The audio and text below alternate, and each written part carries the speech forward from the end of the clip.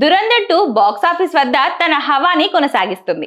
తాజాగా ఈ సినిమాను టాలీవుడ్ స్టార్ హీరో ప్రభాస్, దర్శకుడు సందీప్ రెడ్డి వంగ కలిసి హైదరాబాద్ లోని అల్లు సినిమాస్ లో వీక్షించడం ఇప్పుడు హాట్ టాపిక్ గా మారింది.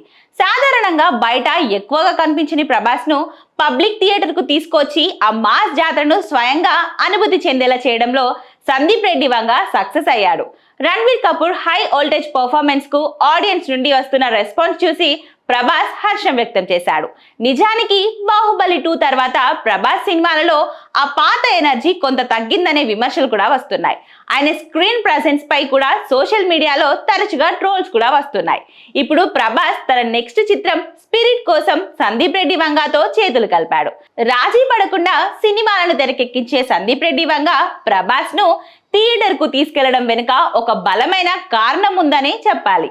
ప్రేక్షకుల ఒక ఆకలిని, ఒక నటుడిని, అంకిత భావాన్ని దగ్గరగా చూపిస్తే అది ప్రభాస్ ను తన కంఫర్ట్ జోన్ నుండి బయటకు తెస్తుందని సందీప్ రెడ్డి వంగ భావించి ఉండొచ్చు. ఒకవేళ ఈ థియేటర్ ఎక్స్పీరియన్స్ ప్రభాస్ లో తన పాత స్పార్క్ ను మళ్ళీ రాజేస్తే రాబోయే రోజుల్లో మనం మరింత పవర్ఫుల్ ప్రభాస్ ను చూడడం ఖాయం. రణ్వీర్ సింగ్ వంటి నటుడి ఎనర్జీ చూశాక స్పిరిట్ కోసం ప్రభాస్ కూడా తనను తాను కొత్తగా మలుచుకునే అవకాశం ఉందని అభిమానులు అంటున్నారు.